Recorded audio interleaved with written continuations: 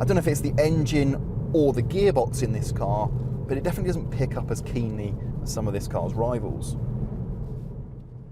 The Vauxhall Astra is as much of a household name as, I don't know, Marmite, Cadbury's or Walker's Crisps, and okay, I know that's a bit UK specific, but so is this car. Everywhere else in the world, or Europe at least, this is an Opel Astra, but Vauxhall lives on here in the UK, and now under the stewardship of the former Peugeot Citroën Group, this is effectively a rebodied Peugeot 308 or a shortened Citroën C5X, but is there more to it than that? Is there added appeal as an Astra? First up, you'll notice the Astra is not an SUV. Where some manufacturers have focused their efforts on high-riding crossovers, Vauxhall thinks there is life left in the humble hatchback. And in the interest of impartiality, we're going to roll with that. It should be more economical for one, and better to drive as well. And it damn well looks the part as well, don't you think? We wanted one in that luscious yellow launch colour, but alas, there weren't any available. And let's be honest, this grey is probably a bit more representative of what people will actually buy. But, well, it doesn't have to disguise some of this car's key design features. These sharp edges, this visor front grille that's going to appear on Vauxhalls in the future, these sharp LED daytime running lights. It's just a really classy piece of design. That sloping roofline. I know beauty is in the eye of the beholder, but to these eyes, that visor on the front is supposedly replicated here in the interior on this single panel here. You've got the infotainment screen and the digital dials. It looks smart, and there's just a general sense of quality. You may not have noticed it, but when I opened and closed that door, it just closes with a kind of reassuring thunk. Okay, it's not a Mercedes in here, but it just feels like the interior designers and the engineers have spent time thinking about how things work and putting time into just the ergonomics of the cabin. It's great to see proper buttons on the steering wheel, and there's 2 rows of buttons up here as well. It's just infinitely easier to operate than Peugeot's kind of part touchscreen display. The screen itself as well, I've found pretty easy and responsive to operate as well, even though most people are just going to default to the standard fit Apple CarPlay or Android Auto. Storage space up here is pretty good. These cup holders are a decent size. This cup doesn't always fit in all the various cars that I've driven. There's a space up here for your phone and another deep bin in the middle here as well. Overall then, it's just quite a practical car, at least it is up here in the front. The Astra introduces Vauxhall's new simplified trim level lineup, which consists of Design, GS line and Ultimate models. Design effectively replaces SE and features a good amount of standard equipment: LED lights all round, cruise control, alloy wheels and that screen with sat-nav and phone connectivity. Stepping up to GS line like we have here brings a black roof, black alloys and a sportier body kit, plus 2-zone air conditioning and heated sport seats. It's our pick of the range. Ultimate adds even more kit, but seems frivolous on a car like this. Insurance groups are competitive, but the 3-year warranty falls short of some rivals, some of which manage more than double the cover. As always, specs can be found at carbuyer.co.uk.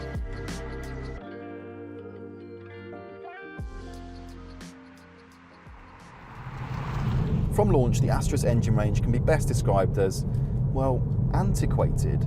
Yes, there is one electrified option, that's a plug-in hybrid, and yes, it gets a 40-mile range, and yes, if you run around with the batteries fully charged, it'll give you a pretty good idea of what the forthcoming Astra EV is like. But these petrol engines, like the one I'm driving now, well, there's no mild hybrid assistance at all, so they can feel a bit dim-witted. If you're used to electrified cars like the Honda Civic Hybrid or the Toyota Corolla, then you'll definitely feel this Astra misses that initial zing. I don't know if it's the engine or the gearbox in this car, but it definitely doesn't pick up as keenly as some of this car's rivals. There's a diesel too. On paper it's the slowest to accelerate, 0-62 takes 10.6 seconds, but it gets more torque than the petrol, so it should feel a little bit quicker through the gears.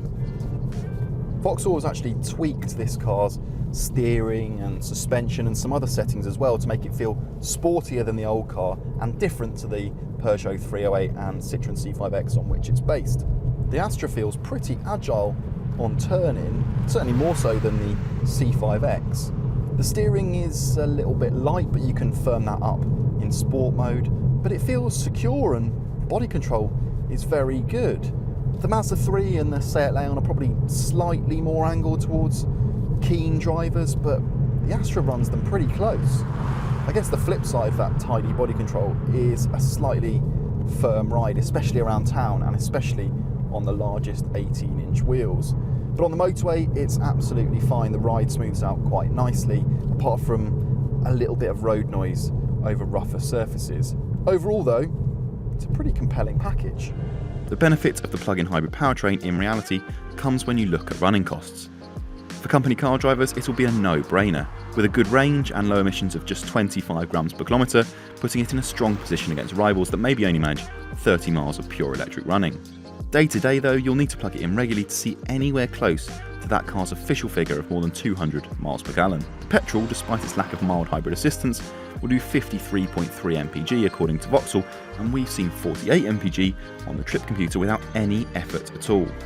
More would surely be possible with a light right foot. Now call me a cynic, but Vauxhall reckons that this boot measures 422 litres. That's more than a Volkswagen Golf, that's more than a Ford Focus, more than a Seat Leon, and 10 litres more than the Peugeot 308, which this car shares so many parts with. Now, it's not small by any means, but it's certainly not a game changer. This floor moves up and down, but when you've got it in its highest position, you can slide things in nice and easy. If you fold the seats down, you've got 1,339 litres of space. Now, it's worth remembering that the plug-in hybrid version of the Astra, not the petrol one like this, has about 70 litres less boot space due to all the hybrid components. That's a big chunk, but another thing worth remembering is that you can get this car with all of its engine options also as an estate, so that could be worth it if you need a lot more space. There's no two ways about it, while the boot is a good size, the rear seats are still a bit tight.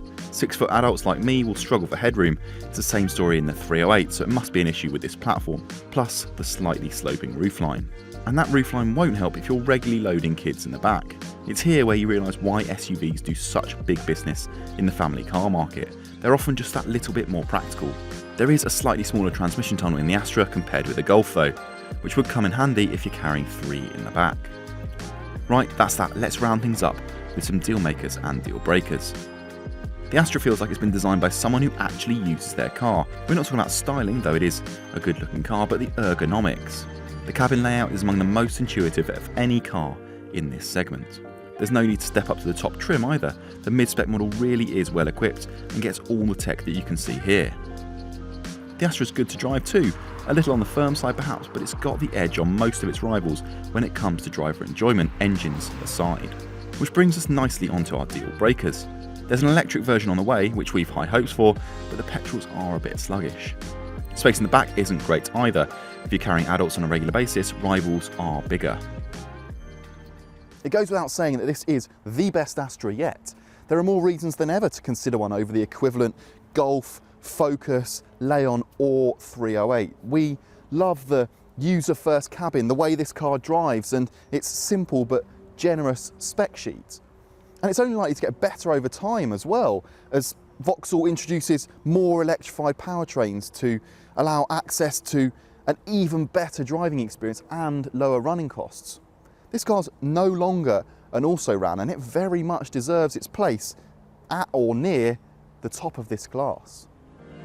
If you like this video, then why not watch our review of the latest Ford Focus or our family cars playlist. Thanks for watching.